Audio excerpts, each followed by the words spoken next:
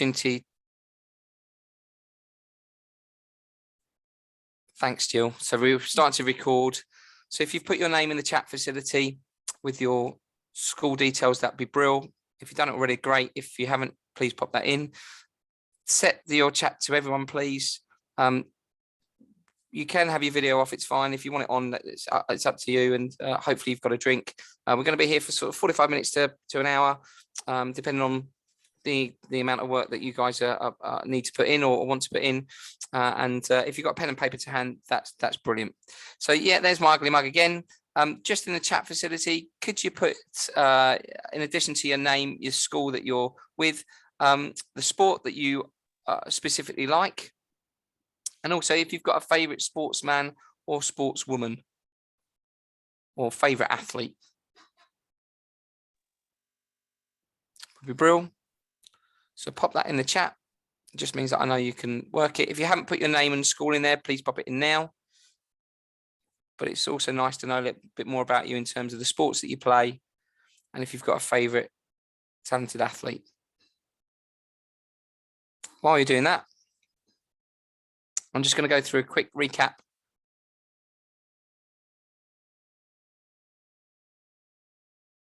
of the first session we did. A couple more people entering the room as well. Good afternoon. Thanks for joining us. If you turn your microphone to mute, pop your name and your school in the chat facility, please. And pop your microphone on mute or your device on mute. That'd be fantastic. Just avoids any feedback. Obviously, if you want to ask a question, open up your mic and say, Stu, can you just clarify, or can I just ask a quick question? That's fine. Or use the chat facility. I think Stuart and Jill are kind of watching that as I am presenting, so I won't be able to do the both, but they'll be able to pop in a question now and again. So when we met at Flitwick, you did a terrific job, all the people that were there. So thank you for doing that so well again. And the session objectives that we had were as follows. So we were trying to understand the role of a young coach or activator. We wanted to understand why physical activity in sport is important for all. We also looked at being a role model and have the ability to influence others. And we talked about the ripples in the water. And we talked about Bill Gates and how he might have an effect on people in terms of moving forward. We looked at what the skills and qualities are required of a good coach and activator, and you kind of drew sort of the best activator that could possibly be, and did some great sort of dialogue about that and discussions as groups. And then you reflected on your own skills and qualities. So towards the end, I know we ran out of time a little bit, but we talked about our own skills and qualities as coaches and activators, and also thought about where there might be some gaps, so where we might be able to improve and further develop our skills and qualities as deliverers. Hopefully that gives you a bit of a recap of what we did. Obviously you did that in a very practical way, and I thought some of the sessions you put together were excellent, and I must admit I stole a few of your ideas as a deliverer myself, so thank you. So session 2, the online part of the work that we're doing, is understanding our participants. I think really important, and it's one of the things that why I asked about the sport that you play, your favorite sports person, wanted to know your name when we met at Flitwick. I think it's really important to create a professional partnership with our participants. In terms of the session aims for today, we're going to look at what your personal motivations are for being a coach activator and for doing the role. Also understand the different motivations, what barriers there might be that might stop people taking part in physical activity. I think we talked about the STEPS and SMILES acronyms before, or there might be someone with their mic open. If you're able to go to mute, please, that would be fantastic. Well done. Someone's just joined us recently. So hello, good afternoon. Pop your name and the school you're from in the chat facility, please. But lovely to have you with us. So yes, the acronyms are STEPS and SMILES. We covered in the practical session we did in Flitwick, but we'll recap that as well. And then reflecting on the session, we'll look at how we might improve our delivery as a coach activator. as we deliver content, which you obviously kindly did at Flitwick. So moving forward, Stuart is going to kindly put that link into the chat. I'm not going to play it here just because I think we're all at different levels. So I'm going to suggest you watch that link that Stuart's going to kindly put in the chat about what is motivation. And then when you're ready, just let me know that you're ready to continue. Have fun.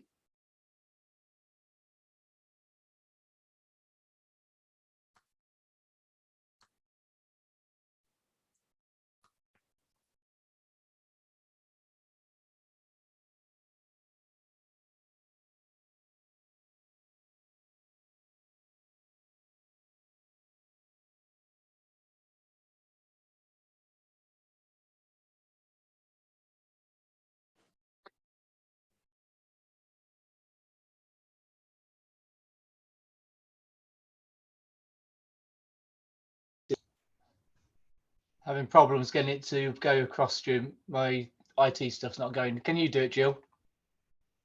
Thanks, Stuart, for clarifying. Give me a second.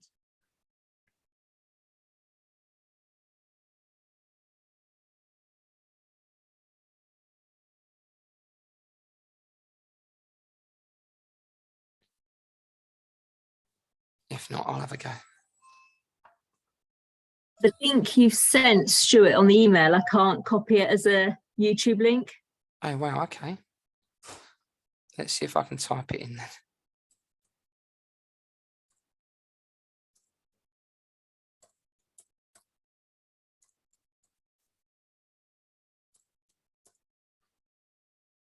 Don't you love a bit of technology?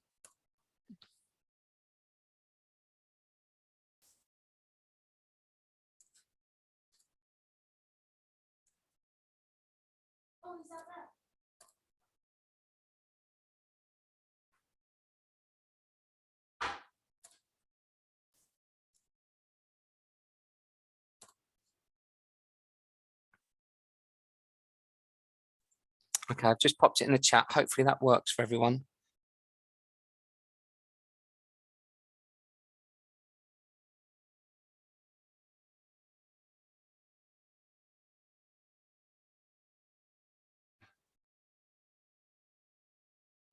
Well done, Stuart.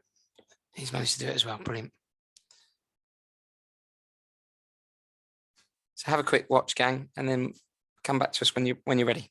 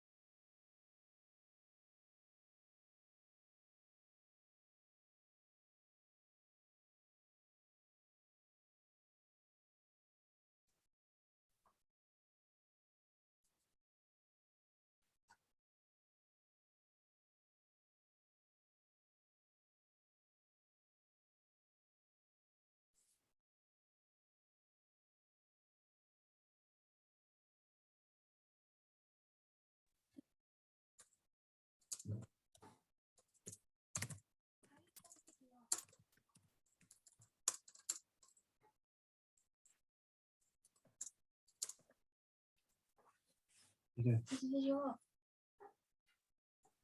You're not a video. But your mic's on.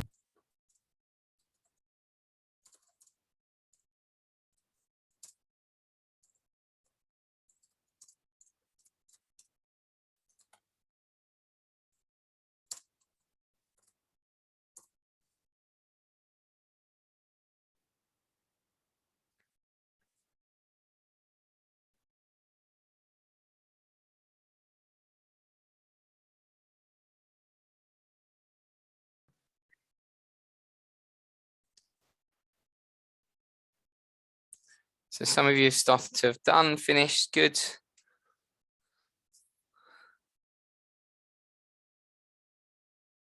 Quite a nice video actually. I thought it was really well selected by UK Coaching and Youth Sport Trust, who've helped to put this presentation together. So yeah, all finished good. So in the chat, can you just type in why you're involved in sports? So we'll just have a quick fire activity. Why do you like being involved in sports?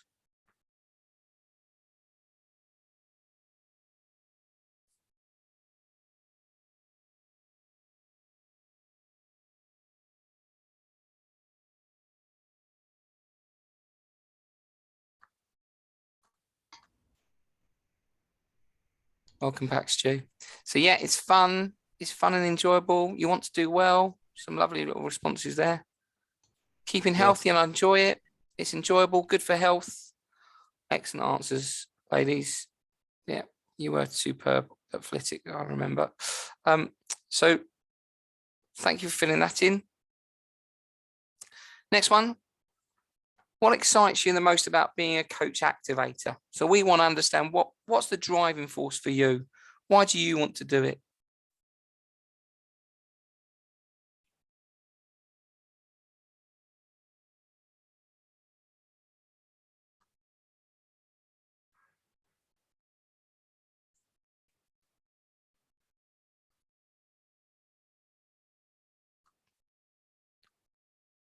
Some lovely answers there. Get more confidence, help introduce children to sport, helping others to enjoy sport, helping young people in sport, influencing others. Ah, fantastic.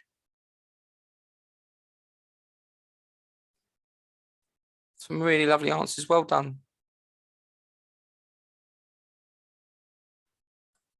Okay. So in terms of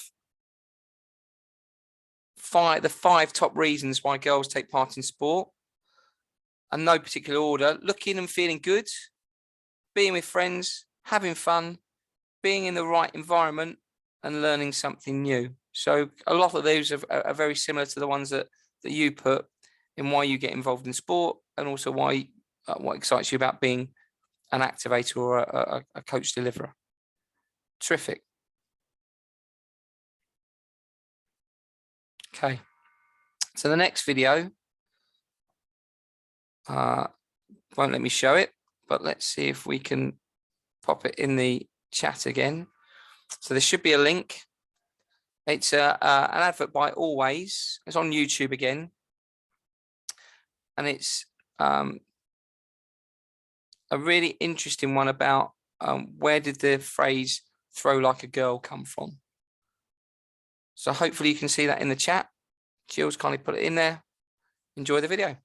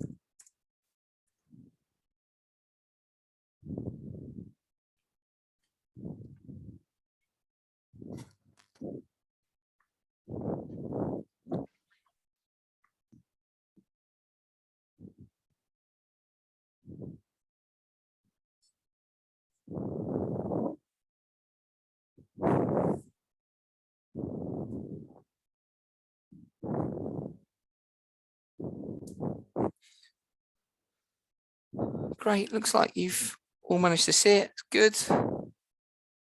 Quite an interesting video, I think. And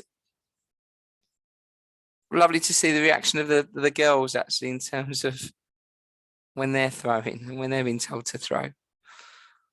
And because like you identified with me when we met before at Flitwick, that sport and physical activity is for everyone and it's inclusive and irrespective of what background you're from, if there's a sport or physical activity that you like doing, it's that opportunity to be able to get involved.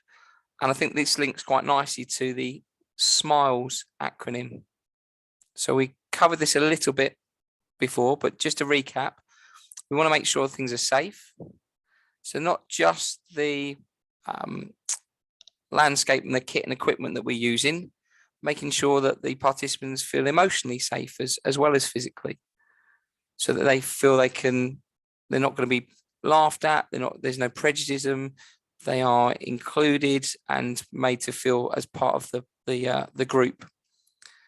Maximum participation, trying to encourage that when your participants are with you, that they're involved as much as possible all of the time. So avoiding queues of 10, 12 people, have a lot of smaller groups would be a way forward. Ensuring we're inclusive, so to make sure that the activities are designed to suit all participants' needs and abilities, we talked about before, and then participants being able to learn new skills or knowledge, having enjoyment, interest and motivations are catered for, and finally success. So all participants feel a sense of achievement that they've managed to be successful, which I think is really important. So SMILES is a lovely acronym. And then the other one is STEP. So you use this quite a lot at Flitwick in terms of looking at your space, the task, the equipment, the people, and if we adapt any of those elements, it meant that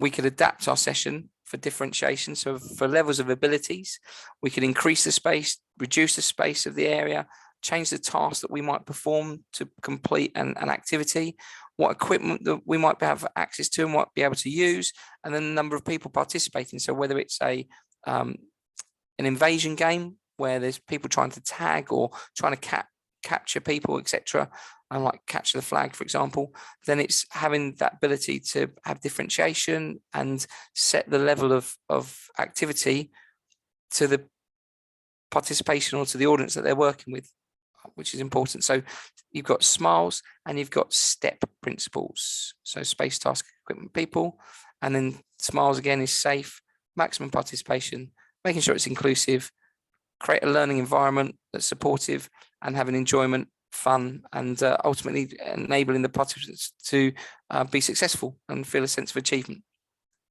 So in terms of a session structure, and we started to identify this when we met previously, was look at planning sessions, what the content is that you'll be delivering, and then reflective practice. So looking at reviewing and feeding back on the session structure and the plan that you have. So we talk about plan, deliver, review.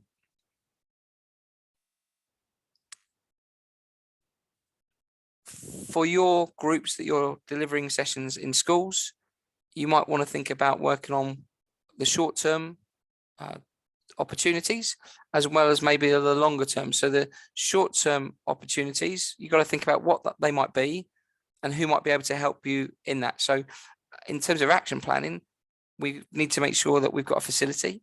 We need to make sure that we've got somebody that's able to deliver content. Is the content fitting for the people that you're delivering to? Is it something that's exciting? Is it interesting? And also, how do we know we're going to be able to be successful? So how do we know we've succeeded? Is it a questionnaire? Is it someone writing down a smiley face? Talked about SMILES before. Could be a whole host of ways of capturing information. Might be just a thumbs up, might be a circle of a smiley face that's a smiley face that's circled rather than a face that was a bit sad maybe. You may have seen a motivations audit before. So what we've tried to create is a motivation audit. So what drives people to want to do certain things? And before the next session that we deliver, which I think is around about the 19th of January, what we'd like you to do is try and identify a group of young people that you work with and ask them to complete the motivations audit. So within that audit, it says, is it being in the right environment? Is it learning something new? Is it looking and feeling good? And what we'd like you to do is try and capture that information for your next session. So is it important to research and find out what motivates people so that you can add on a regular basis your experiences of a session, give feedback, why you want to take part, what you want to get from the sessions, just like we've done in the information before. And ultimately, we'll try and use that information from the data you've collected before the 19th of January 2023 to come up with some ideas about the activities that you might want to set up and run and the types of ambitions that your participants might have for them. So it might be just to have fun. It may be to improve in terms of their knowledge. It may be to improve their technical skills. Could be a whole host of different reasons as to why. And you can see them below in terms of looking, feeling good, spending time with friends, having fun, how you adapt these sessions. Like we talked about the STEP principles, depending on the motivations of those people taking part. Once again, all of this information you're probably writing down quickly, that's fine, but we will share this presentation with you so that you have it to be able to refer to and reflect back on if you need to. So I think you did a super job before when you talked to me about being a role model, what sort of content it would be, how you would support and help, which I think is really important. But I stole this from UK Coaching, and I thought it was a really nice slide in that a good coach can change a game, but a great coach can change a life. So it's not just all about the winning, it's about how can we affect more people and be inclusive to want them to get involved in sport and physical activity. We know having a more sporty, physically active life makes us feel healthier. It makes us feel better. Lots of benefits. So a great coach can change a life. I really like that. I think it's a really nice way of communicating that. And we talked about change, something that's come onto my radar in terms of a bit more knowledge about was looking at climate change. And you see down there on the bottom right hand corner, you got United by Birmingham 2022, which was the games that they had in Birmingham. And school games, I think, in Youth Sport tries to become much more aware of the fact that actually sport is having a massive impact in terms of our lives, but also understanding of how climate change might be affecting sport and understanding the sustainability. So you've got some nice diagrams there and some quotes, one by David Attenborough. Never before have we had such an awareness of what we're doing to our planet, and never before have we had the power to do something about that. The future of humanity and indeed all life on Earth now depends on us. And I think we're just becoming a little bit more switched on about, yes, it's important to be sporty and physically active. That's really important. But also we'll look at how other things in our general daily life might affect the environment that we're in, not only from a playing perspective. I know recently Jill and I and Stuart were talking about the weather being so challenging. I think the rain is especially has been extremely challenging, and I wonder whether that's linked to sort of the climate change and maybe things that we're becoming a bit more aware of now. But there's a little bit of work you can do away from here. There's a source there, BBC Bitesize. There's a little video, but also there's a website that talks about what climate change is. It's all through BBC Bitesize. Why is it happening? and how does it work? Now, I'm not going to go into a big science lesson now because I don't think that I'm the right person to deliver it in the first place. But also, it's just becoming a little bit more aware of our environment and what's happening around us. And I suppose the football tournament is a perfect example of how climate change might affect the planning of a big event like the World Cup. So I was talking to Stuart beforehand and Jill. I was listening to the radio the other day, and the World Cup, the Qatarians believe that they can deliver a carbon neutral or carbon zero World Cup. And I was listening to the broadcaster, and they were interviewing a very well-to-do and well thought of scholar, a professor at Leicester University, I believe it is. And he was saying, look, I'm not sure this current World Cup is going to be a carbon neutral or carbon zero World Cup as they first conservatively thought in terms of when they're pitching for the rights to have the World Cup as in Qatar. But I think there is an aspiration to be more carbon neutral. So there's lots of work happening in terms of renewables.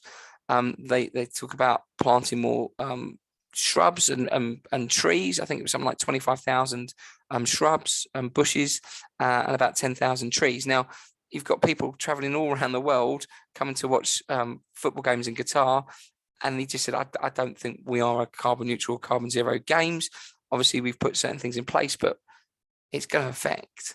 There's an argument that by having a World Cup, you are creating opportunities for people to meet up, whether that's in their own country or whether that's flying abroad and maybe going to see the games maybe. But I think there is a strive to try and be carbon neutral if we can. And I think it's become a much more popular term across the world. I think isolation is a tricky one. And I think in terms of carbon neutral, I think we're just getting a bit more educated in terms of what emissions there are and how that might affect us in terms of our atmosphere and what the emissions might be like. So carbon neutral is a term used by businesses and other organisations as an environmental goal. I'm sure you know that, but it's quite interesting to see how that's been reflected in the World Cup more recently. Okay, carbon reduction. There are different types of ways that we can hopefully reduce our greenhouse gases and how that is obviously released into the Earth's atmosphere. More electric cars, obviously you're finding out with fuel price going up so much, people are looking at alternative energy and alternative transport. So can we look at cars that are hybrids or pure electronic kind of vehicles? Are fantastic. Energy power, well, prices have obviously gone up a little bit, so we're perhaps more switched on, pardon the pun, about using our energy. I know personally we're trying to turn our lights off and think about that a little bit more at home, trying to think about how we're going to heat the house and that kind of stuff is obviously important. Resources wise, in other words, stuff, any product or items requiring workplaces, institutional households use natural resources like water and energy to be made. And this reduces natural resources. So we're just becoming a little bit more aware. Food production, I didn't realize produced around 37% of global greenhouse gas emissions, which I thought was quite significant. And animal-based foods produce roughly twice the emissions of plant-based ones. And then finally, looking at waste, by creating a lot of waste, it can impact climate change and create air pollution. So there are different ways of hopefully trying to reduce our carbon footprint. And in terms of sustainability, sport has the power to change the world. It has the power to inspire. It has the power to unite people in a way that little else does. Funny enough, I watched a film about Nelson Mandela and Invictus, I believe it's called. Stuart mentioned you might be working on the Invictus Games and for the special educational needs sports delivery that you guys might be involved in. But Invictus is a film accounting for the South African rugby team winning the World Cup and Mandela trying to unite the Rainbow Nation across South Africa. It's quite an interesting watch. If you like your rugby, you probably know the result, but I won't spoil it for you if you haven't. But I think the thing here, it speaks to youth in a language they understand. Sport can create hope where once there was only despair. If you watch the Invictus film or know your stuff about Nelson Mandela, he was in prison on Bird Island for many years in a tiny cell. Unbelievable in terms of the conditions that they were in, and yet here he was trying to unite South Africa and using the power of rugby and the Rugby World Cup to be able to do so. So sport is a massively powerful tool, and that's why it's so important. We wanted you to get it so right with your participants back in your schools. So something to think about while you're thinking about putting your sessions together.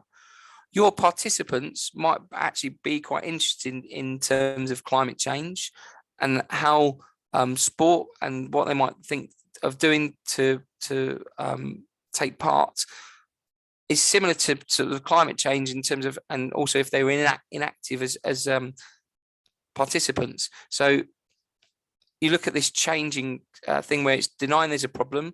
So people are, I don't really like sport, I'm not going to get involved, aware of the problem, but they might not still be ready to change. So that, oh yeah, okay, I probably need to do something about it, but I'm not sure whether I'm ready to change it. The preparation, so intending to change, actually sitting down and go, well, actually, I might go to that session, and then trying out the new change, actually activating and getting people there. So it's not easy. We know trying to get inactive people active, and they go through nearly 4 stages before they actually turn up to your sessions. Then there's the opportunity that they're participating, but then they might relapse. So they might give up and they go back to their old habits. And then it's about trying to engage back with them or trying to keep them going so that the new behaviors replace old behaviors. For me, I know that if I'm running, and I try and run 2 or 3 times a week, and if I continue to run 2 or 3 times a week, I feel a lot better about myself, but also it's easier to say, oh yeah, I'll go for a run. Whereas if I have a break for 3 or 4 weeks, I'm looking at you thinking, oh, I know what that first run's going to be like. It's going to be horrible. I'm not going to enjoy it at all. And I think that's sort of changing that mentality of, well, if you can pick up those new behavior of maybe getting out once every couple of days, maybe for a run or for a walk or whatever it might be, or coming to your club every week, I think that's a really important thing to do. So there are 6 stages of behavior change. That's by researchers Prochaska and De Clemente. Hopefully I pronounced that right. And that's not just about climate change, but also about behavioural change for those maybe that were inactive at your sessions. And it's there, and we talked about the motivation. You saw the video earlier. People need to be motivated and have the tools to change. Okay. Here's some other things as well that you might want to consider in terms of how to get people to your sessions and maybe make the change. There's the nudge theory. Would you like fries with that? So influencing people with small but positive reinforcements. Activism. So groups and organisations undertake vigorous campaigning. I don't know whether you've got to do that, but just be aware that was that Greta Thunberg is an example of that, who inspired school strikes. Please don't do that on the back of this. Not school strikes, anyway. Get them to your sessions. Positive disruptors.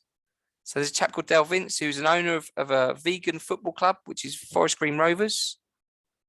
And then the carrot and stick. So you've got there the theory that you reward good behaviour and punish bad behaviour. So the carrot is the reward and the stick is obviously the poor behaviour. And it's related to an old story about a donkey. And they put a carrot in front of him to walk him forward. And if he didn't, or her, she didn't, they would jab him with a stick from behind to get him to move forward. Pretty horrific. Please don't do that to get your participants to the session. But just think about how we might be able to reward them. I think that's the key thing. Reward them about coming to your session, saying, oh, it's great to have you again. Really nice to see you. I hope you have fun, etc. And there's just an example there with the London cars. They pay a congestion charge. So now I'm quite conscious about when I drive into London in terms of what vehicle I use, because I've got one that's exempt and one that isn't. I mentioned the Birmingham Games. There's just some information there about, and we'll, as I say, send this presentation to you. Carbon Air, an area quality, circular economy principles to minimize waste, and conservation in terms of acres of forest being created, etc. Now, for me, just the reason we've brought this in is obviously we're trying to think holistically about when we're delivering. Can you think of 3 athletes that use their profile as a force for good? Someone gave me Marcus Rashford, I think, before when we were at Flitwick. And the last one there, can you think of a situation where someone you know in your family, school, or community has taught you something and changed your behavior in a positive way? So have a think about those things.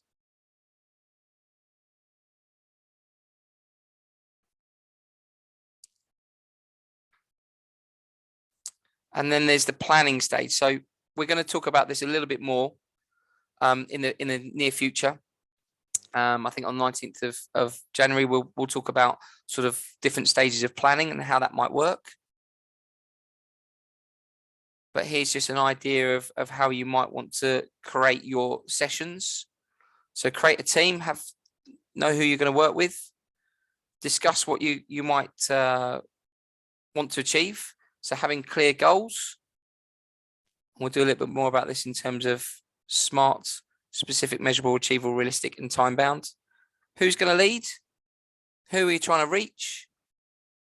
When you're going to set the plans in action. If you have already, brilliant, fantastic. And then that reflects and review, which we've talked about before, being a really positive thing. So what have we learned? What did everyone involved think? And what improvements can we make for next time? How can we improve it always in the future? Plan, do, review, I think is a good way of remember it. So plan, do, review. And there's a quote there from Benjamin Franklin: if you fail to plan, you're planning to fail. I know you guys aren't like that. I know you're pretty switched on. And that's where I was really impressed with you at the Flitwick event, because we're sort of giving you that ownership. It's your turn to shine. You've got to think about what events and activities you might like to put together that encourage participants at your school or local community to get involved.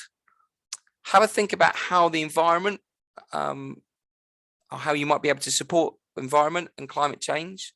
So think about, can you, I don't know, reduce the amount of vehicles that might be involved in the event, or participants being able to do a walking bus maybe. Obviously, it's got to be safe, but that might be a way of influencing as an example. But have a little think about your sessions and whether there is any way you might be able to improve climate change. Perhaps it's outside, and so you're not using any electricity to light up your sports hall. And here's some ideas that you might like to do. So I've kind of mentioned about traveling. A plastic-free sports day, I thought, was a really nice idea. I'd never heard of plogging before this presentation, but it's a way of going around picking up litter and jogging at the same time. And at your school, you might want to think about on top of the, and it's an active thing, it's not necessarily a sporty thing, but an active thing of building a bee nesting tubes in an area where you might be able to develop a garden at your school, might have bug hotels, bird boxes, etc., and create a bit of a nature trail, which people can then walk around. Okay. So in terms of the 19th of January, I think I mentioned that before, and there's also another session on the 23rd of February, I believe. Stuart, Gio, I hope that's correct. And I believe I've put the links into that presentation that we've just done. I'm conscious of time, and people have been with us sort of 45 minutes. Are there any questions in terms of good luck and being the change? Are there any questions, or are you happy to share in the chat what activities you might like to be getting involved in? And maybe we can open up our mics a little bit and have a bit of a chat about it. So you might be tapping away now at what activities you might want to do. So it could be a dodgeball session, it could be a lunchtime walk, could be plogging. I say not come across that before.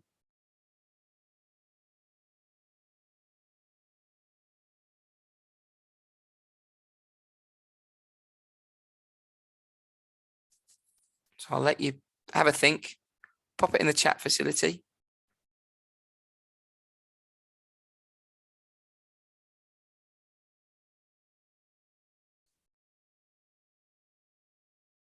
Where are we? There's some ideas again.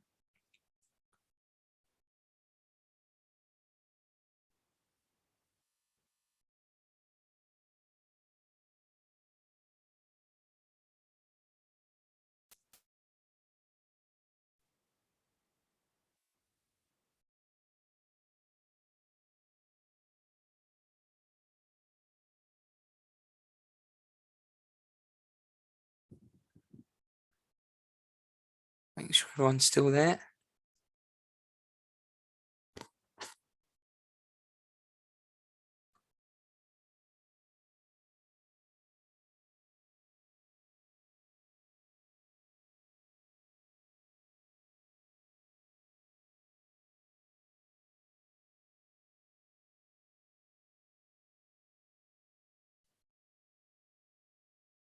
Some other ideas I've just popped on the screen.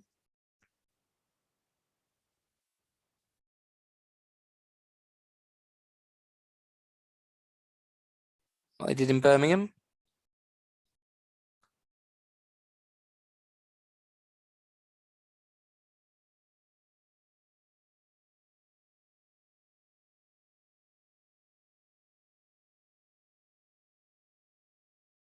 If you haven't already, please pop your name in the chat.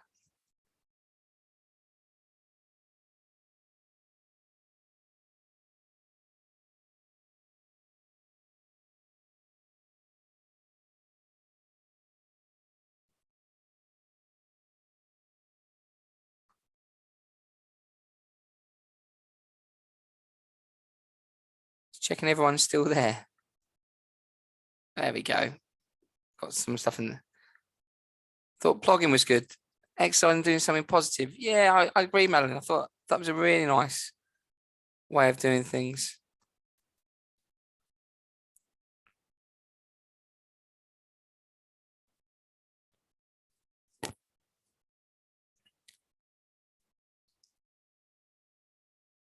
Anyone else? What activities you might like to put together? Oh, you might have started some. Ah, Scarlett's thinking, okay, good, like that.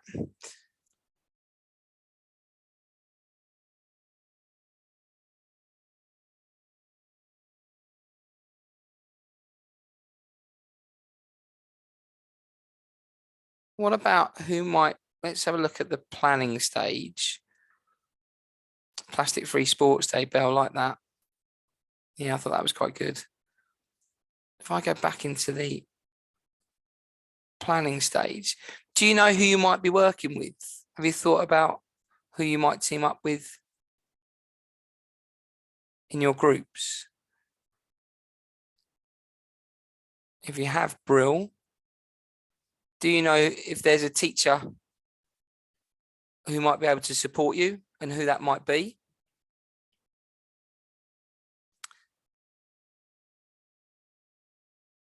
Yeah, Tilly, Plastic Free Sports Day, yeah.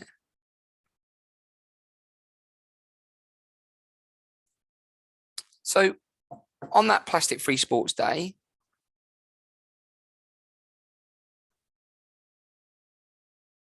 I know it said no plastic water bottles, ordering wooden medals instead.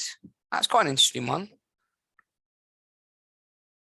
Instead of using ones that might have plastic material. Some sports equipment may be made from wood rather than plastic. Are there any other things that we could make plastic free on the sports day?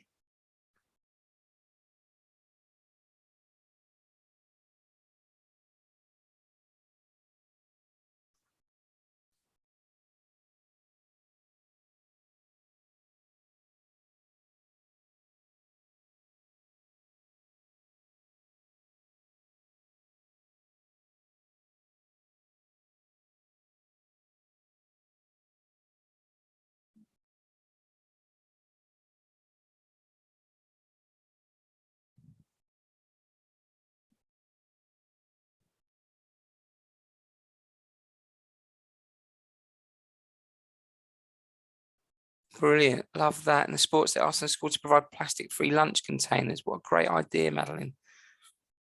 And water bottles for all students, as in they bring their own water bottle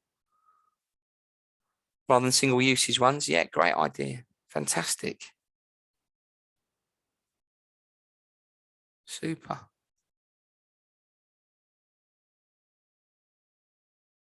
Good. Okay, so just moving this forward.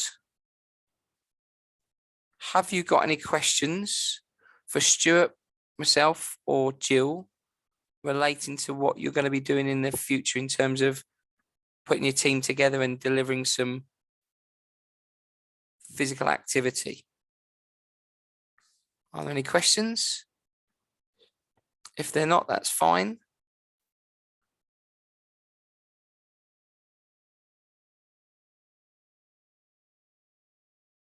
And if you're happy, we can wrap it up.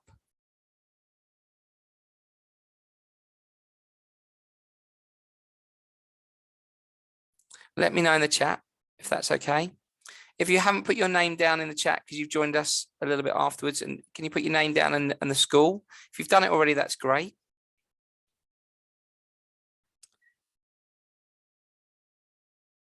Stu said, great presentation. Thanks, Stu. Good stuff. Everyone else all right? You can open your mic if you want to and ask questions.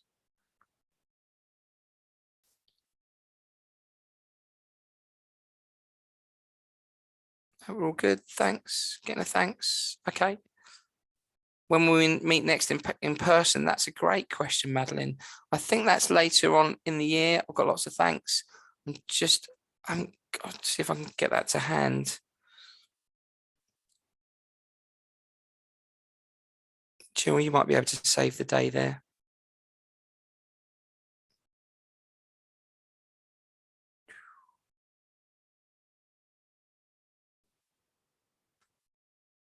'30th of March. Thanks, Stuart. You saved it today. Thank you. And Kelly's put Thursday, 30th of March. Brilliant. Well done. I didn't have it to hand. Apologies. I remember the 19th and the 23rd. But that's fantastic. Well, okay, great. So thanks, everyone. If you're happy to, and you've got everything you wanted, then please feel free to sign out. I'm going to wait here for 2 or 3 minutes afterwards. So if you want to wait for people to sign out and then ask individual questions, you're more than welcome to do so. We'll still be around. But thank you for being so brilliant. As ever, guys, thanks for your interaction. Good luck and look forward to seeing you. Have a lovely Christmas and a wonderful new year. And